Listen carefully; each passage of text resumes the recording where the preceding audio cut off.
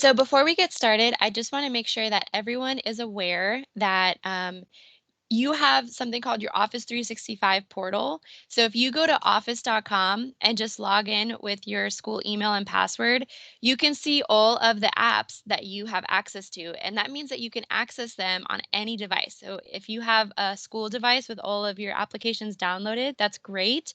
But if you ever need to access them on any other device, you can just go to office.com and you can access anything that you use on your school device. Um, so over here, you also would have Teams as well. So you could just open up the web-based version of Teams.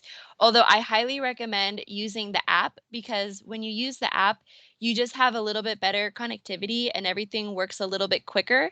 But the functionality between using Teams online and using the app is exactly the same, almost exactly, pretty identical. So with that, I'm going to switch from over here in the browser into Teams down here, which will look exactly the same.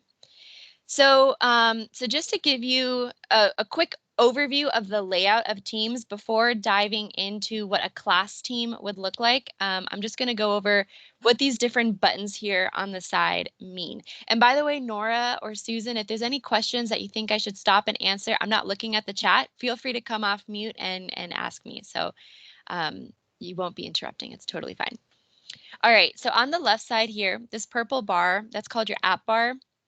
Activity just refers to all of your notifications, and it also allows you to kind of keep track of your activity and things that you are doing inside of Teams, which if we have time, I'll go into more detail on.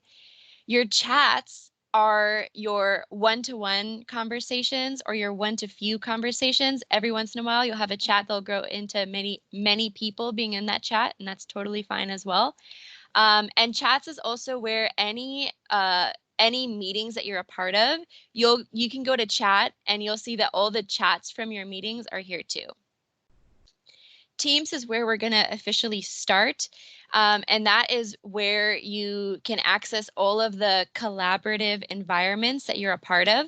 So in the case of teachers, you will have teams for all your classes, teams for different staff groups that you're a part of, but you could also create teams for any projects or anything that you're working on, extracurricular clubs, all that stuff. And chats and teams are a little bit different. They have a lot of the same functions, but as I'll show you in Teams, this is more of a collaborative, ongoing environment with people that you work with over time. So you just have more ability to further organize information with the people or the class that you work with. So we'll start with this one. And then assignments, that gives you just a bird's eye view of the different classes that you have and the assignments in them. I typically, though, look at assignments from inside of a team, so I'll show you what that looks like. Then you have your calendar button. That syncs up with your Outlook calendar, so anything you have on your calendar, whether it is a appointment that you put or a Teams meeting or not a Teams meeting, whatever it is, you'll always see that here on your calendar. This is also going to be where you can see all of the classes that you have scheduled, and you'll also be able to join those classes from your calendar as well as from inside of your team. And then calls and files, which we won't really go into too much today, but you can basically call anyone in your organization from here or also just from a chat that you have with them. And then files, you can access all of your files that have been shared with you through Teams or files that are shared on your OneDrive cloud storage here in files. But let's go ahead and start with Teams because I think that is the most important thing to focus on. So here in Teams, I see all these different tiles that reflect all the different groups that I'm a part of. So I've got some classes here. I've got some staff groups. I've got some projects. If I go over here to join or create team, then I can join a team with a code, which I'll show you how to do if you're interested. But over here in create team, this just shows you the different kinds of teams that you could create. So a class team, most likely you'll already have that created for you. If you want me to walk through creating that, I can also walk through that as well. But these different styles of teams kind of have different templated structures. So a class team is going to come with assignments and grades and something called a OneNote class notebook, which is kind of like a filing cabinet for all of your students, connected to all of their individual notebooks. And I'll show you what that looks like. Then you have professional learning communities. So maybe all of the fourth grade teachers across Montgomery County schools have a team where they're sharing, like, okay, does anyone have a good activity on photosynthesis? And they could share, support each other through a professional learning community. Staff teams, every school will probably have a team for all the faculty and staff. That's a great place for announcements or just like, any questions that anyone might have or upcoming events or things like that. Now, let me ask you this. Are Yeah. these things already going to be populated? So, for example, with classes, since Rodney has already done a sync with Power Schools, are teachers' classes already going to be in there? Yeah, so they probably will already be created. So most teachers actually don't even have to worry about creating a class team. So yeah, so most likely that'll already be made, and we can check with Rodney just to make sure. But to create a class team, it's super easy. You just like click on it, give it a name, and add the students. However, it sounds like most likely it'll already be taken care of for you. So I don't think teachers will actually have to create it. Now, let me ask you this, and I know this is the million. Oh, go ahead, Susie. Go ahead, Susie. Well, I'm just saying, I'm seeing your, what am I gonna say? I'm seeing the meeting notes pop up underneath, and this is being generated. I think there's a setting. As we talk, I'm seeing the text, and that's a pretty cool feature. Did I set that, or does it automatically happen? Oh, it could be that someone started meeting notes. I actually, since I'm not in your organization, I can't see what notes are being taken, but someone might have started taking meeting notes, and that's awesome. I think that's a really good best practice to do. So whoever started the meeting notes, kudos to you, because that'll be available for everyone for your next Appy Hour session. Like you could just add meeting notes to the meeting. So I can't see But them. I'm also thinking it's good. That's a good thing for like differentiating learning sometimes. And no one has to type it. It's just voice activated. Is that correct? Oh, I'm not seeing where you're seeing those meeting notes. Oh, are you talking about the meeting being recorded at the top, the purple bar here? No, it's down below on my screen. I see the actual words that we're all saying. Oh, okay. Okay, so closed captioning might be turned on. Is that what you're saying? Oh, okay. Yeah, so someone has that turned on, which is great. I can't turn it on since I'm like outside of the organization, but that's a really good thing. If you click on the ellipsis here, when you are teaching a class, if you want to do that, you would see that you have that option here. I just don't have it in this meeting. But if anyone wanted to do that in their class, you would just click it here and it would be right here. So thank you for pointing that out, because I'm not seeing that, but I'm glad that that's happening. Awesome. Did you also have Nora, did you have another question? My other question, and I'm sure a lot of teachers sitting in this meeting, they want to know this. They've already started into Google Classroom. They've already been using Google Classroom. Why would they want to switch over to Microsoft Teams? I know we're a Microsoft district, and I'm just why would they want to switch over? I mean, I would want to switch over because I see it's wonderful, but can you sell them on it? Why do they need to I should have started with that. I just dove in. I was so excited to like walk you through.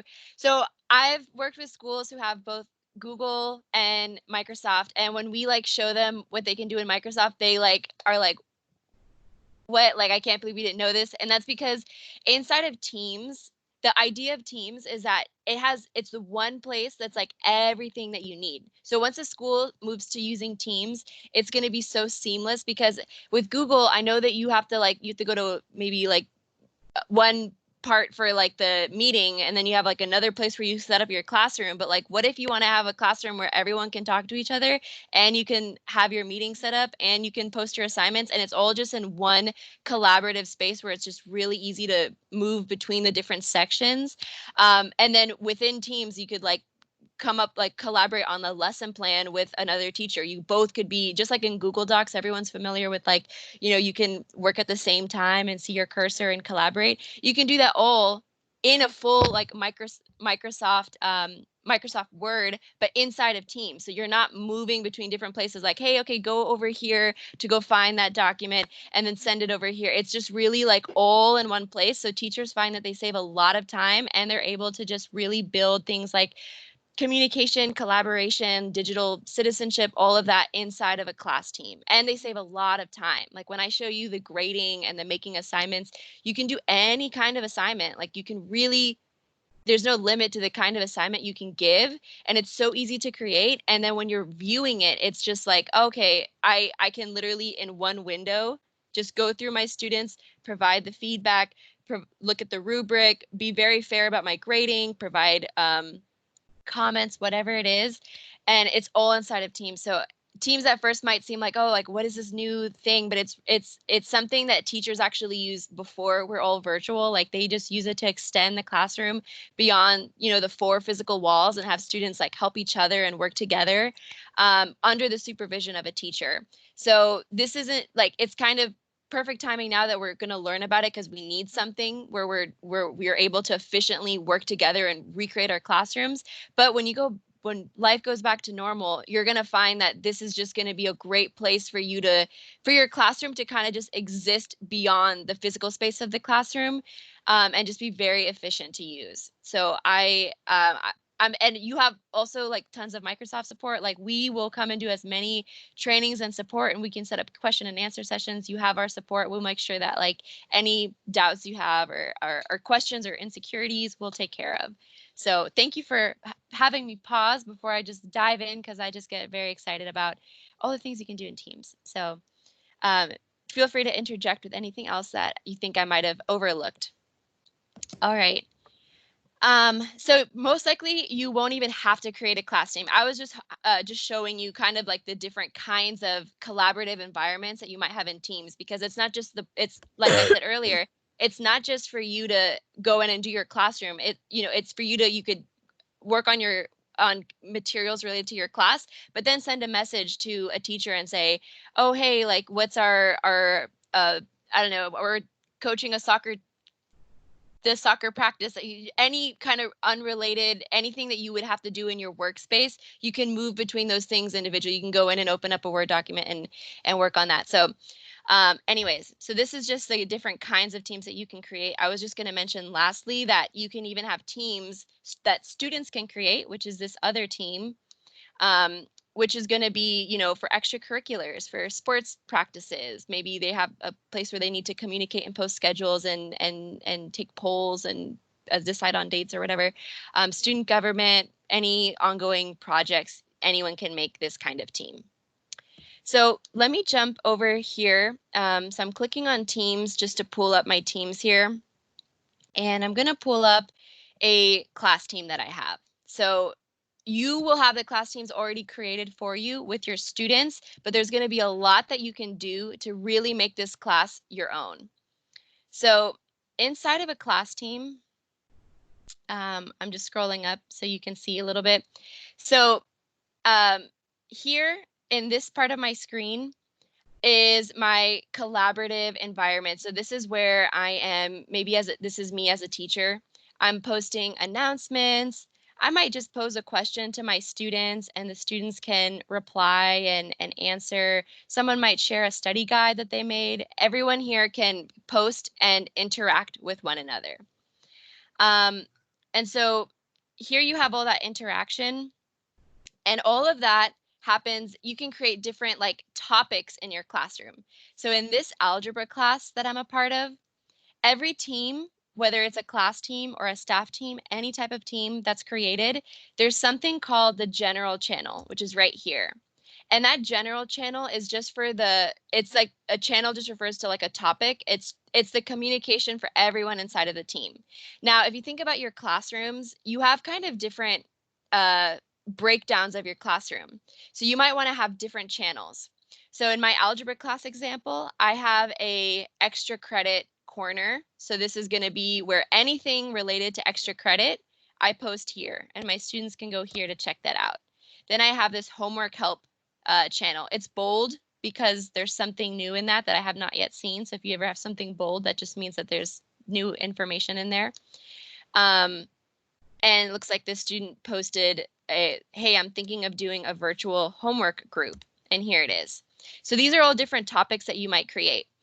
I've seen examples where teachers, maybe if you're an elementary school teacher, it would make sense for you to have a channel on social studies, a channel on science, a channel on language arts. And that way, everything that's related to those different topics are separated. Or if I'm a high school history teacher, maybe I want to have like my unit 1 something something, unit 2 something something. However, it just makes sense for you to organize your classroom. You can create different channels, and all of the related conversations and materials can be in those different channels. Or you could just, maybe you don't have very much activity in your teams and you just want to have it all in the general channel. Totally fine. Just wanted to show you that you can do that. To create channels, so since your teams are already going to be set up for you with a, you're going to have your students already in there and added for you. You would create channels just by clicking here on the ellipsis, and then you would click add channel, and that's where you would give it a name. So maybe I want to have a, my homework help channel or something like that, or homework questions, and that's going to be where everyone posts their homework questions. I also have the ability to make a channel that's private, meaning that it's only a set amount of people in that team are going to be able to join. And I would do that. Let's say I have group projects, like maybe there's a semester long project that people are working on. Maybe I'll just go here, and instead of a standard channel, I'll make a private channel, and I'll call this group project 1. And then I would just add the students that are going to be in that channel, and that way they have a kind of private space where they can work together and share files and plan for their project. But as a teacher, I can go in and give them feedback and check on their work. So then you would just add the students that are in that group project, and then you could have that. So those are just some different ways to think about why you might use channels and how they're going to help you organize, further organize your classroom. So those are, yeah. Since our students are already added, would the teacher groups already be added? For example, if we already have a teacher group with our Microsoft school email, just say, faculty, like a faculty email group, does that mean that group already exists? Does that mean that, like, if a principal wanted to go ahead and set up a team, would it already exist since that email group already exists with Microsoft? That's a great question. I believe you can create a group just from an Office 365 group. And so if you have like a group already created, like you said, I think you can. Let me see if I remember. Yes. Oh, I know how to do it in the non-education version. I'll look into that. But there should be a quick way also that your IT person could just take a group inside that, like an Outlook group, a group that just is together in email, and just make it into a team for you. That way no one has to like go through and add everyone and take that time. Yeah, if you could get the directions for us for that, because we already have our staffs at each school already in email groups. So yeah, if you could get the directions for us for that, that would be great. And I think that our principals and our, the PLCs would use that, since they're already set up. Yeah, definitely. If they're already in email groups, it should be really easy to do that. And you could just have it automatically done by your IT person as well. So I wrote down that question too, and I'll definitely look into that. Thank you. Yeah, sure. Okay, so I'll go back over here. I'll peek into a different team just so you can see something different. So I was talking about how you might have different channels. Now, here, so I'm scrolling up just because at the bottom I have a bunch of things that I've like added in examples. But so here, you've got the different threads of conversation in here. Now, if I wanted to post something to my team, I would just go down here to start a new conversation. It's good to kind of teach people, so for you all to know, and then for you all to maybe talk to your students about if you want to reply to this message, you would click reply. That way it stays nice and clean inside of all the same thread versus potentially having like floating replies that are not connected to anything. So I think kids catch on to things very quickly, but for teachers to know, just make sure that you reply. if you're replying to a specific message. But let's say you want to create a new message. Maybe I want to tell my students in my physical science class that they should start thinking about their final projects.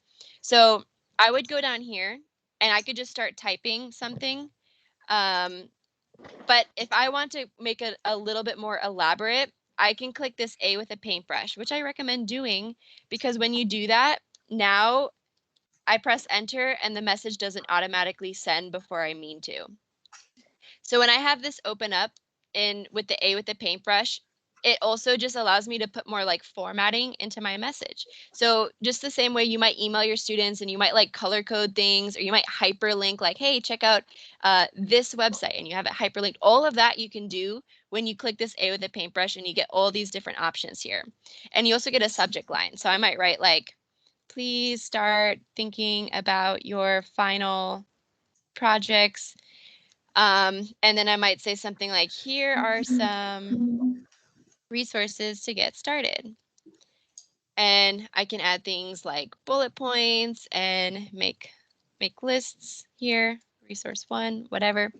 I could also highlight this and go over here to the link option and just hyperlink it. So I could just have a list of websites that I want my students to check out.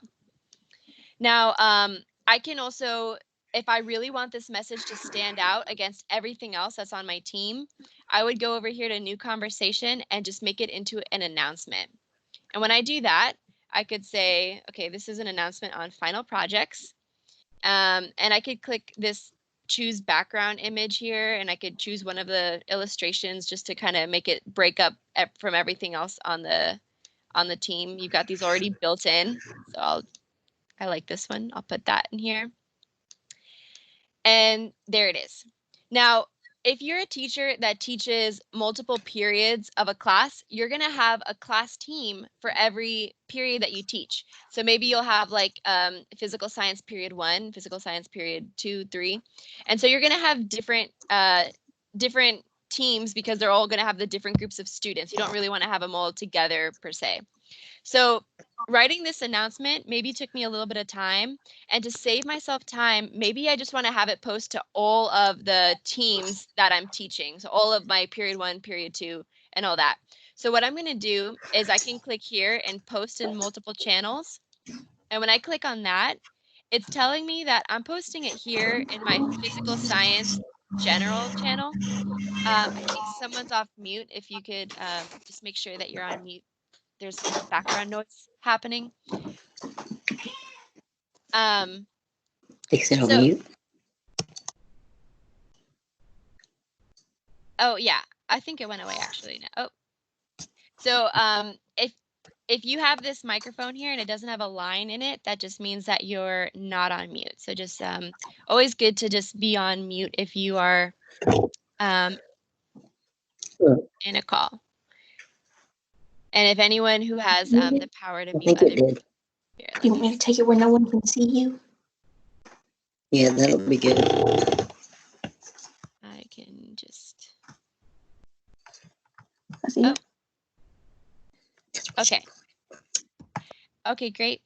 So let me go back over here. All right, so I was saying that you could have this announcement posted in all of the classes that you're teaching.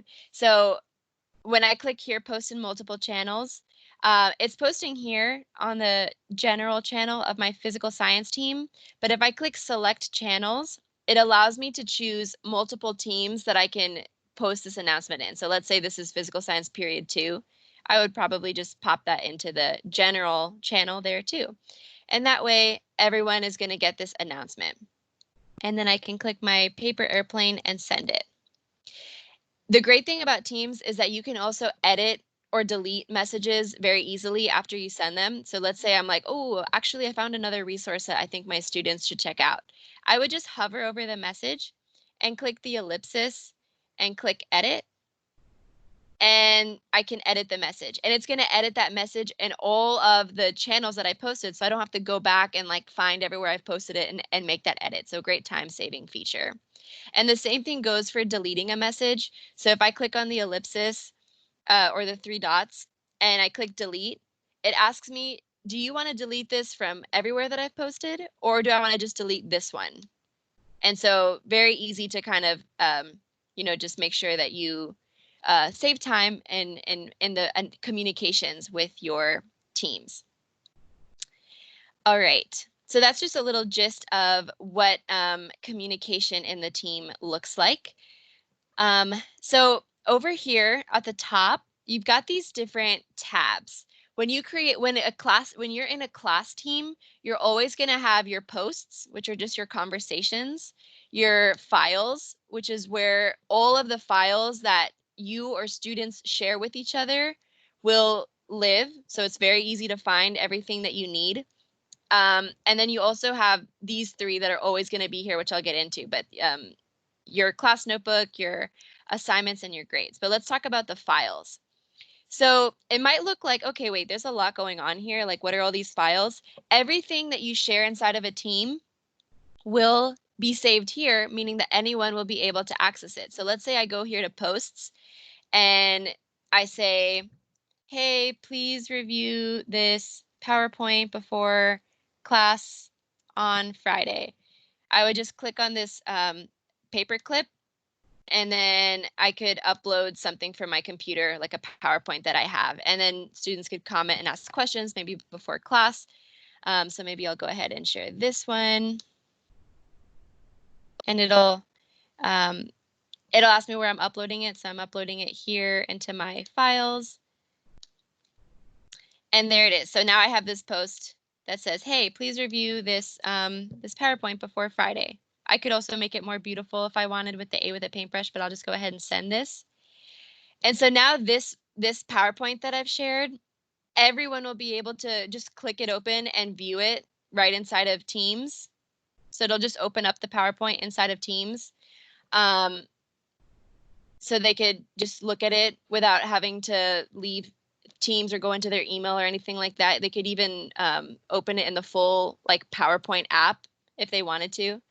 But I did that to show you that everything that you share inside of a team, so if a student were to share a study guide or I were to post a syllabus or anything like that, is going to appear here inside of files. So files is just a repository of all of the things that you're sharing with your class. But I can further organize this. So I can easily go here to new and just create folders and have it organized. And inside of files, I have this class materials folder, and I did not create that. When you're in a class team, by default, it has this class materials folder.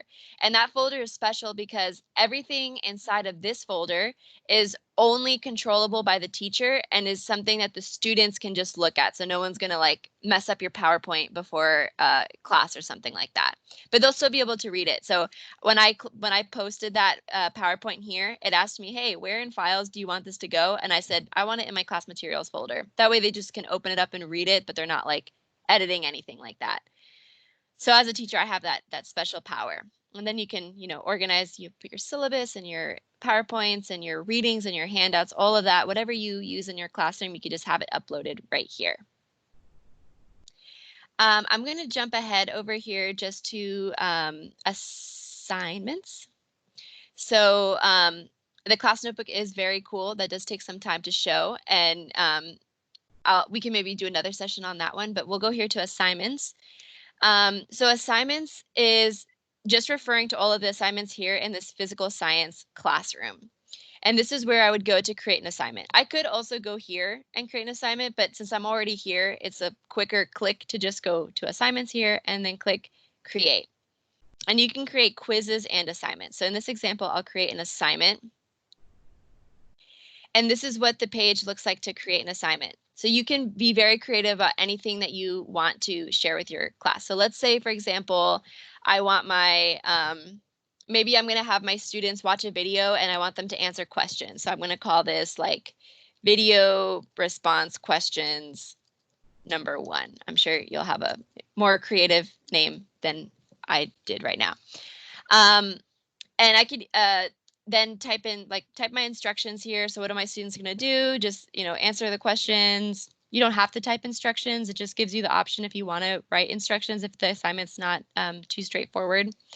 And then you would add resources. So if I click add resources, I can either add something that I just have on my computer, like maybe I have a worksheet that I usually just print out and give to my students. Okay, I can add that. Or I could even go to plus new file and just create something right from inside of Teams. So in that case, I'll just go to this plus new file and click on a Word document. And I'm going to call this, I don't know, a name of a video. I'm going to call this, I don't know, pollution video. Maybe they're learning about pollution. Pollution video questions. Cool. So then I'm attaching that document here.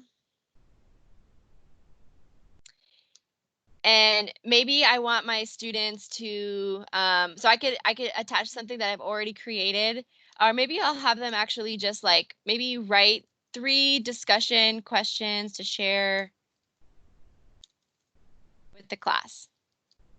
And right now it says students can't edit, but if I want everyone to create their own Word document and turn it in, I would just go over here and click students edit their own copy. All right, so that's the assignment. They're all just going to get this Word document and they're going to write their questions on there. And then also I might go to add resources and I can add a link. So I could just put in like a YouTube video link here, and then that will also be sent to them with the assignment. And then it's very easy also here. I can just create a rubric. And if I click this, so I want this to be worth 10 points. And I'm going to click add rubric. And every rubric I create, I can save. So here I have some saved rubrics that I've made. But to create a rubric, I really recommend you do that because it's just it's going to make grading super easy. So if I click plus new rubric, I'm going to call this my video discussion questions rubric. And I can add criteria. So let's say I want to have like, 3 different categories. So maybe one thing will be like, okay, depth of questions or something like that. And detail, something, whatever. You write the criteria. You could write, if this was like a paper that I was assigning to my students, I could really like get into detail of what does excellent, good, fair look like. And I want my rubric to be associated with points. So I just switch on this. And now it even lets me kind of break down the percentages. Maybe I want mechanics and punctuation and spelling to be like 10%, but I want the length of the assignment to be 20% and so on. So you can really customize your rubric. And then when you're grading, you just fill out that rubric and it's very, very easy for the teacher to do that. So I'm going to attach this kind of blank rubric here to my assignment. Now my students are going to have the link to the video. They're going to have the Word document that they're going to directly write on. And then they're also going to have a rubric that they can check out. So they have everything that they need to be successful in completing this assignment. And then here I can also just assign to multiple teams. So instead of just having to do this each class that I go to, I could just assign it across my physical science period 1, period 3, and period 5 class. And that's all set for me. And then if you have a special exceptions of students, you could also personalize that right here. And then finally, the due date. So you can set the due date and then the time that it's due and click assign. Or if you want to be a little bit more specific, the default here says that late turn-ins are allowed. If I click edit, I can make the date closed. That way late turn-ins are not allowed. And I could also, maybe I'm planning ahead and I don't want to post this assignment like on a Saturday afternoon, but I want it to be posted first thing on Monday. I would click schedule to assign in the future. Now it's going to be posted on Thursday at 9 a.m. and it's going to be due on, let's say, Tuesday in the future. And the time here, maybe 7:30 p.m. All right. Is someone requesting control, or was that an accident? I want to make sure if you did want to interact, you can do that. I had a notification up here that said someone was requesting control, but if not, I can just, if you were, just let me know. Okay. So now I would just click assign and my assignment is now going to give a notification to all my students that they have an assignment, and it's also going to post here in the team. So in a couple of minutes, you'll see that it posts right here. Hey class, you have an assignment due, and this is going to be where everyone sees all that information. So everyone's going to be notified. You'll also get a notification up here that your teacher has given you an assignment. All right. And then one last thing on assignments, I just want to show you what grading looks like because I think it's really cool. So you've assigned the assignment. There's a lot of things you can do with creating an assignment. You could make it go to this website. You could make it create a PowerPoint. You could make it a worksheet that you've created and they're filling it out. Lots of, I don't see anything you can't do with assignments. But now with grading, let's say I'm going to click on this random assignment here. And it looks like I graded. So here it just posted. So everyone's going to have a notification. I just opened up another assignment that I've already graded. And if I click over here, I can see all of them are now not to grade, but they're already graded. So it's very easy for me to see. And I've got all of my students here. And I can see the status of this assignment. So I can see whether it is not turned in, graded, or returned, meaning that I've already sent the student their feedback. Because I could just grade them all, but then maybe wait until I finish before going ahead and returning them. And so so I see I have these student assignments here. I'm just going to click on Enrico over here. And since this is just a demo, there's this assignment doesn't have anything, but what I would be seeing here is the PowerPoint that Enrico created. And I'd be able to basically see this mini version of PowerPoint and view everything that they created. And then I could enter in my feedback right here. And if this assignment had a rubric, I would be able to even click the rubric and just go through see all the criteria and just click that criteria without crowding my view. It's all just within this one window. So it makes it very easy within one screen to review the assignment, write the feedback, assign the points. If this had a rubric, I would just be able to click the where they stood on the rubric and the points would be added up for me. And then I could either return it if I wanted to, just immediately send it back to the student, or in my case, I probably would just wait until I do everyone's before I return anything. And then I would just click to the next student. And just like that, I would just go through my students and see all of their projects and be able to do that grading all within literally one window. I'm not moving between anything. I'm just kind of passing through my students, which I think is really great. So assignments are just really cool and very easy to use. And then with grades too, you can just see the grades of all your students in a bird's eye view up here. All right. So there's a lot more things that you can do, but I think for now, just with a team, that is just like the basics of things that you can do. I want to go on over to how you would schedule those online classes and facilitate them. And then if we have more time, I'll come back to some more things that you can do because there's a lot. But that's just what I think you should know about with a class team. So I'm going to go over here to my calendar. And from my calendar, I'm seeing, okay, this is actually everything that my personal, as a teacher, my week looks like. But I want to create a Monday, Wednesday, Friday rhythm for my physical science class because I want to do a virtual lecture every, 3 times a week with them and meet with them and discuss with them and have an interactive class. So what I'm going to do is I'm going to go here to new meeting.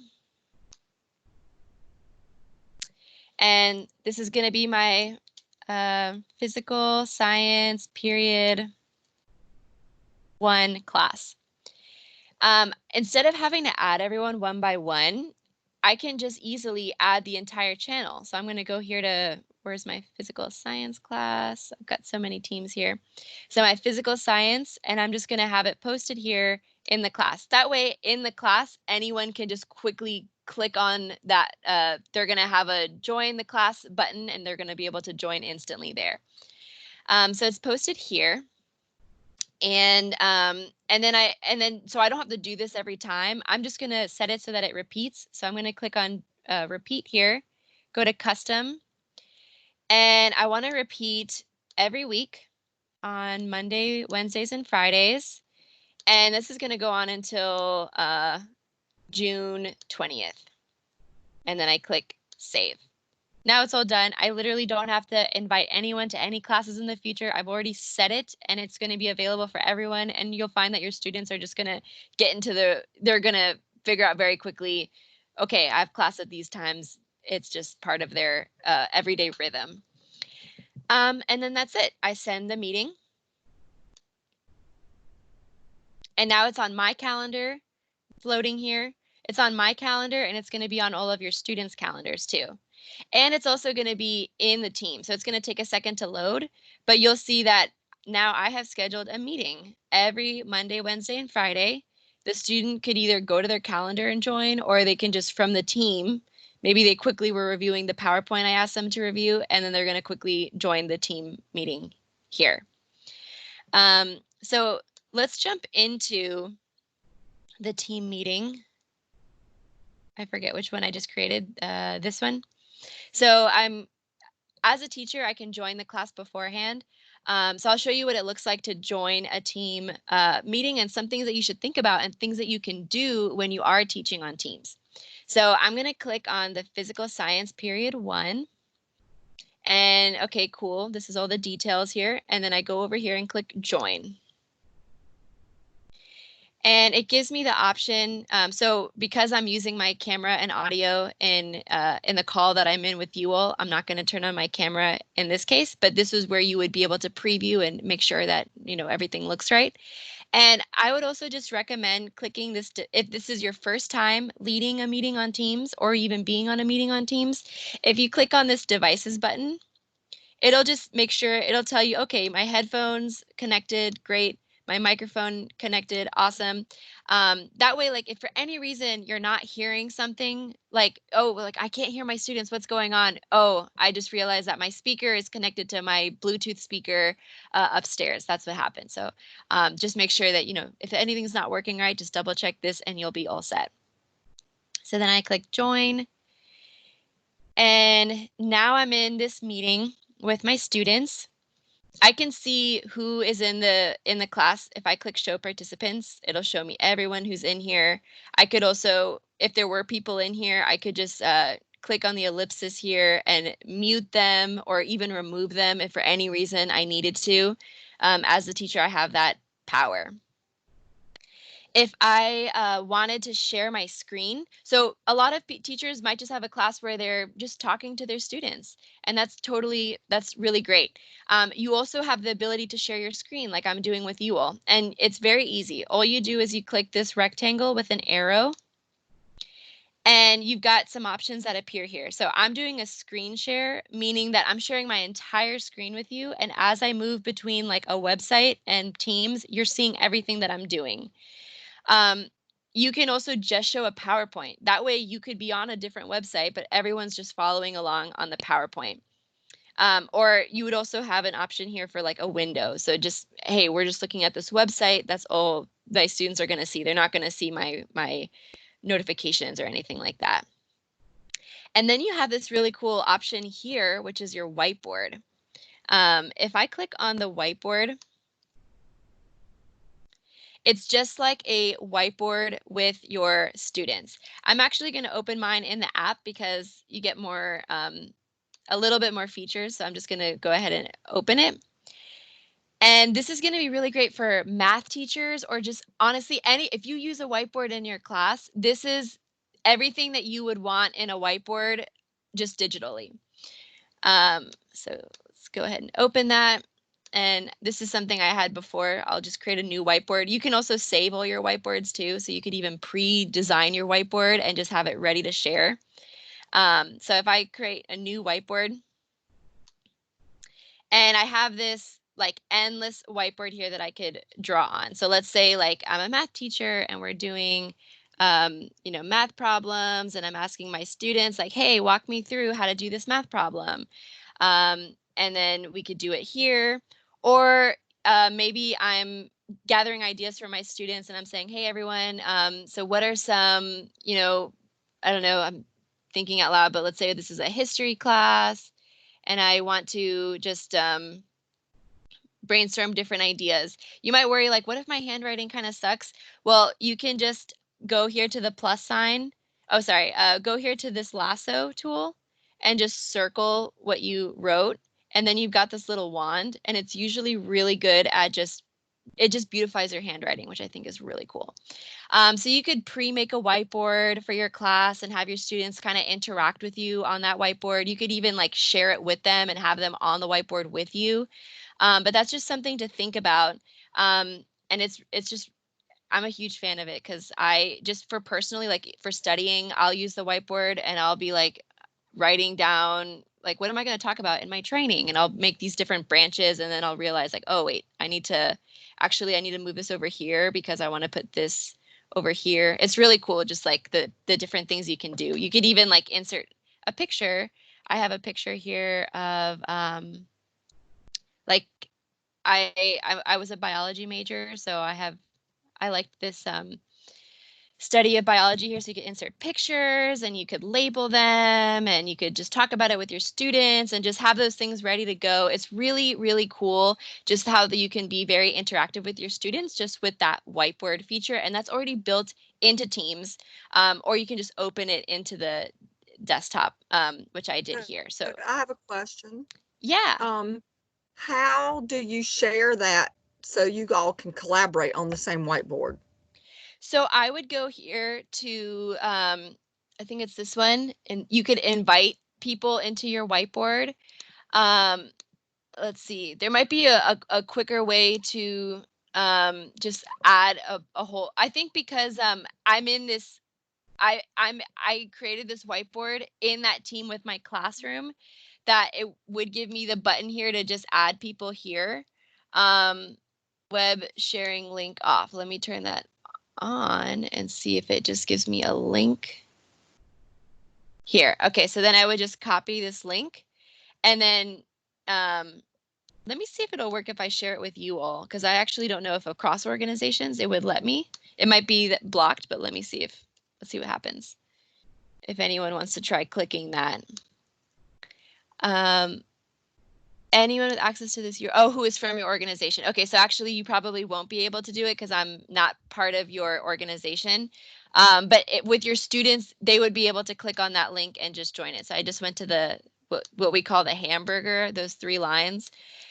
And, oh no, I went to the face here, invite someone, and then I turned on a sharing link, and then you could just both collaborate there. And then you could just move on over to the side. And it's just pretty cool that you have that capability. And it's just right inside of Teams that you can just open that. I think you can share that URL down in the chat. Mm-hmm. And we might be able to. I posted it here in the chat, but then I saw that it might be the security settings that Microsoft puts on my account. Okay. That it doesn't let me, but with teachers and students, they're going to be in the same organization, so they'll be able to just, hey, everyone get on this and everyone write your ideas for for this writing project or something like that. And I also thank you for the questions though. Oh yeah, so I should have just not shared it because I realized right after, oh yeah, it's it's because I'm going my security settings. I'm just seeing what happens. Yeah. Okay, so I can view it on the web or open in the app.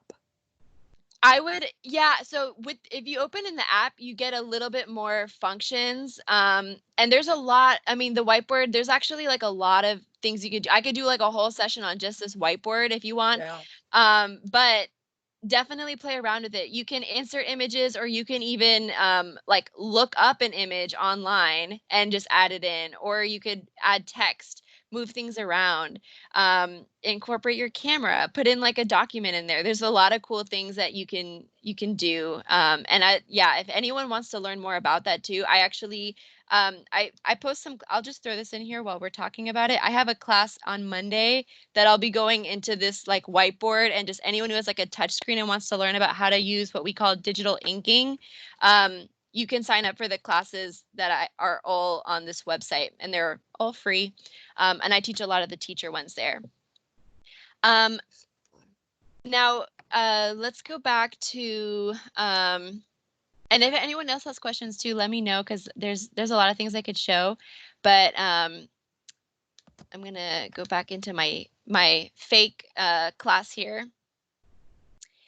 And another thing that you should be aware of when you're teaching virtual classes is that it's a good idea to record your classes.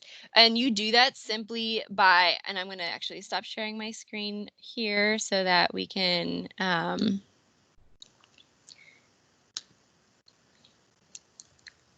so I would just click the ellipsis here.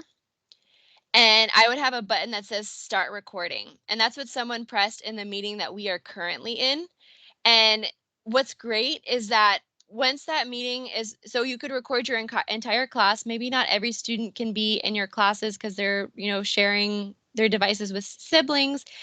When you record a class, after that meeting ends or after you end the recording, it is going to post here in the class. You also, as the teacher who recorded it, you can decide, oh, I don't want to share that class, or I do want to share it. But once you share it, it's going to just be available to everyone right here. You didn't have to do anything. It just, except for share it, and it'll upload right here. And when you record something inside of Teams, it has amazing capabilities when you watch it again. So I could go back and watch that video that was recorded in Teams. And I could, one thing, I could add closed captioning if I need some additional support in reading that. I could have my closed captioning translated to Spanish if I have a student who is, and that's, I didn't do anything. It just automatically, any student can like switch it to Spanish if they want. Or it even populates a transcript. So as a teacher or as a student, I could just say, hey, my teacher was saying something about like, we were learning about gastrulation. I could type in that word and it'll take me to exactly the point in the video where that is shown. So it's really cool when you use Teams to record your classes, because for your students, they can just go back and find exactly what they need to find, or watch the whole video and make it nice and accessible to them, however they need. So I recommend after this meeting ends, we have a recording being done here. Click on that video recording and you'll see that it's going to open up in something called Microsoft Stream. And you'll see that you have a transcript populated, and you could type in a word like, okay, what did she say about online meetings? And it'll show you everywhere that I say that, and you just click it and it'll take you right to there in the video. So very helpful. Hey, also, as the meeting coordinator or whatever, I get an email that has the link to the meeting, which I really like that. Yeah. Are you talking about the recording of the meeting or the meeting? Yes. The recording. Yeah. So whoever records it, it takes a couple minutes to upload because it's like creating that transcript and everything for you. But as the recorder, whoever clicked that, you're going to get an email that's like, hey, your video's ready. And then you can click on it and then say, okay, yes, I want to share this video and make it visible to everyone. Because maybe you don't want to, maybe for some reason you don't want to share it. But yes, a great thing for teachers to think about when they are teaching on Teams. What other questions do we have about running an online classroom or making your collaborative virtual classroom? We had a question earlier, but I didn't want to interrupt. This bar across the bottom, someone asked how to remove that bar just from view. Do you mean this bar here? Yes. Okay, so for me, it disappears after a little while. Like if I don't move around, it does go away. I wonder actually if you can, let's see, if you enter full screen mode, does that help? Let's see. So it's still there. Yeah, sometimes it's like annoyingly a little over like your PowerPoint that you're looking at or something. So what I would recommend, and I can look into other ways, but when I just don't move my cursor around, it'll eventually, after like 10 seconds, just kind of disappear. But I can find another way that we can make that bar go away. Where am I writing? Okay. And another question, I'm sure you've had this question a million times, but has Microsoft thought about, having something similar to, the Brady Bunch effect? I know a lot of teachers have mentioned that they do like seeing all of their students at once. Yes, yes, and yeah, that is a common question. So that is something some people already have that. When they make changes in like teams and stuff, they don't immediately roll it out to like everyone. They just kind of like, I don't know, delay it a little bit. So you're going to see that feature very soon because some people already have it, where you're going to be able to see the 9 faces at once. And I know that's like a top priority for teams because that is, I think, maybe the most common thing that people say like, oh, that's like maybe like one of the only reasons why, like, you know, they love teams for everything, but just I guess that one thing is does bother some people. But you will get the effect to see 9 up to 9 faces very soon, and possibly they're working on making more. But I think honestly, like any day now, any day now, you might have that feature just you'll just notice, oh, okay, I'm all of a sudden seeing 9 people. So that's already out. It's just like, yeah. So let's see. No, it doesn't disappear. I haven't moved my cursor in 10 plus minutes. Okay. Michelle, it did for me. Let's make sure that I'm reading these in order. Oh yeah. Okay. Michelle, you said something that I honestly like didn't even think to say. Yeah. If you just click on your screen, my gray bar went away. So thank you, Michelle, for providing that insight. So just click on the screen and your gray bar comes and disappears. I don't know why I didn't even know that. Okay, so Anne, let me know if that works for you. Just click somewhere on the screen and it'll disappear.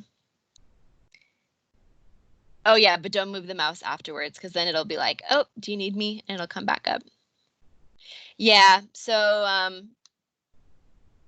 yeah, it is a little bit of a weird like, okay, click the screen, but just make sure that you don't move it because it'll come back up for you. Any other questions? I'm also I'll put my email here if anyone like wants to ask me something or set up another like little session or ask when upcoming classes are or anything like that.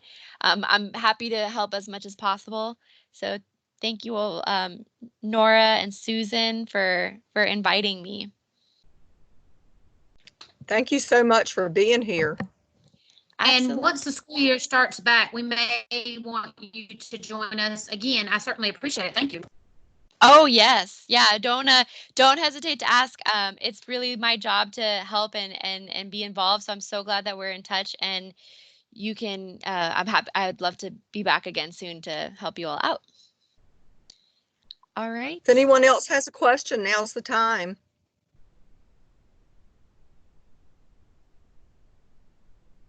So I think a lot of us are going to have to work on it. Go ahead, Nora. I know that Canvas has the feature of, importing grades. Has Microsoft Teams, I know that, it will grade things. Have they thought about, being able to work with Power Schools, or is that anything that you've heard a discussion about as far as like importing grades? Because that's something that's not working right now with Canvas. So when you say importing grades, do you mean like taking grades that have been done outside of Teams and bringing them into Teams, or do you mean taking grades out of Teams? Taking grades out of Teams and importing them into where we keep our grades. Is that something that they've talked about or you've heard anything about? So I know that you can definitely export. Would it be helpful to export the grades to Excel and then to where you or do you need to direct, like, what does your grading look like outside of Teams? So where do they go? Right now, Canvas, teachers can, there's an integration with Canvas and PowerSchool. So I think Nora's asking, is there any way for, does Teams have something like that where grades can be integrated into PowerSchool? Let me check something here real quick. So with class, because there's PowerSchool is let me see if we have it. Connections. Let me see if we've got different integrations with like different learning management systems. Let me see if that is, so select your LMS. Let's see, Power School. Oh, yes. Okay, so it is. So this, we can do another session on this too. So what I'm looking at here is that OneNote class notebook that I took out of my team, and I'm looking at it here, and it does connect. So I could grade in here and then just sign into my Power School account and then connect my grades to there. And maybe I don't really want to do my grading inside of Teams. Like I want to use it for collaboration, but then I want to put my grades in Power School. It looks like you can do that. So we can, I can also like happily, we can look at it together and walk, because I don't have a sign in, but we can look at yours and see how that would work and then do another session and roll that out for everyone else. Perfect. Yeah. Once people get rolling on it next year, I'm sure that's something that they would want to use. Awesome. And someone asked for that link. I'll post that again. So this is just the link for some of the classes. And I should also mention, we also do like field trips for students. If you want to do like a virtual coding workshop or something like that with your students too, reach out to me, and that's also something free that we can like partner with teachers on. If you want to do something like a virtual field trip with your students, we have that as well. Lots of really cool classes. So just email me and I can send you more information on that, and then sign up for the classes here if you are interested in learning more. Thank you all so much for having we me. have a question from somebody. One of them that I saw, and I apologize, I have background noise, was is there a way like you can raise your hand or something, or do a thumbs up? Yes, I'm so glad that you asked that. Do any of you see a button that looks like a hand on your gray bar? Does anyone see that? Okay, so it might be because so if you were in a class meeting with your students, you would see that. There's a button that looks like a hand.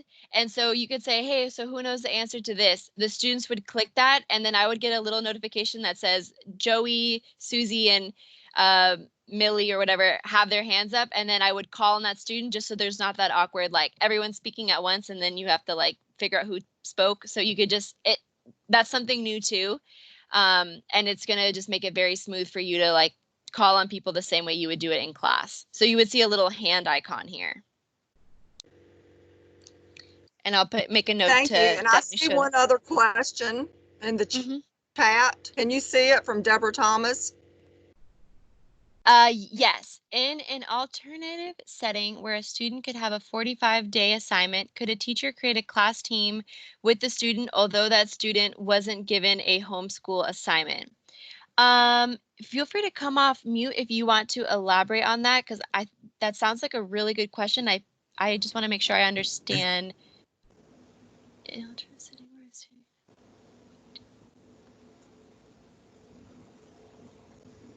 Our students have, our population fluctuates, and with me working in an alternative school, sometimes our students come in with just a 45-day assignment to our school. If they have been at their home school and are participating in a team there, and Rodney has already synced these kids to their home school, how is that going to affect me in the alternative setting?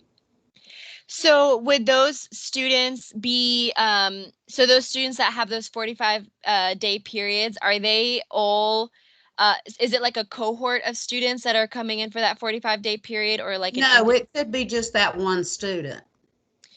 And you would have to lead like a class for that one student separately, or they would be integrated into the. For example, for 8th grade science, if I have a student from East or West Middle, which are the homeschool feeders into my school, and if they, for whatever reason, get a 45-day assignment to my alternative classroom, but at the end of that 45 days, they're going back possibly to their homeschool, how is that going to affect me as their alternative placement teacher for 45 days? So what you would probably, and there's probably different ways that you could do this. So if it would, you could have a class team with them for 45 days, and the impact on you would be that you just have another maybe tile here for your student. But maybe it wouldn't even, depending on what you do with that student, maybe they don't need an entire team. Maybe you don't really need to like have another thing to click into. Maybe it's because in chats, you have the ability to set up meetings and to share files and to collab everything that you're doing in Teams. You can also do in a chat. So it would just, I think we would have to think about what would be most efficient for you. But you could create a team just for that student or that group of students for that period, and do all those same things. And it's very, very easy to create a team. I literally just go to create a team here and go to class, give it a name. I'm going to call this 45-day period or whatever the program is called. But my putting him or her in my team is not going to affect that he might be already in someone else's class team at their Oh, home. no, Okay. because they can be a part of other teams. And that's a good question because to save you time, you like just an additional thing to that. So yes, you could have multiple teams. You could create as many teams as you want or need. But if I go to the create team, create a class team, I could even take maybe I built out a perfect algebra class and I just want to copy that, but just have this one student in it. I could just create a team, literally copying everything I have in my physical science class. And then it's just for that one student. So also next year I could copy that same class and it just copies up all the like channels and the apps that I've added into it, which I didn't really go into. But it would be very easy for you to just take whatever you're teaching and make a space just for that student. And then you could delete that team if you no longer need it. And the only impact it has on you is that you just have one more team to look at over here. Okay. Yeah. Yeah, a student can be in as many teams as is necessary. Yep. Yeah. I And you don't can think there have is as a many cap. teams as necessary. Yeah. Yeah. So you can make teams for all different kinds of reasons. Maybe you'll have a team for like the maybe you're planning Microsoft trainings and there's a group of you that are going to be the Microsoft Innovative Educators, which is a group that you can get certified in, and you'll be responsible for training everyone. You could have a team for that. You could really make teams for any group of people that you work with and collaborate with, and there's no limit.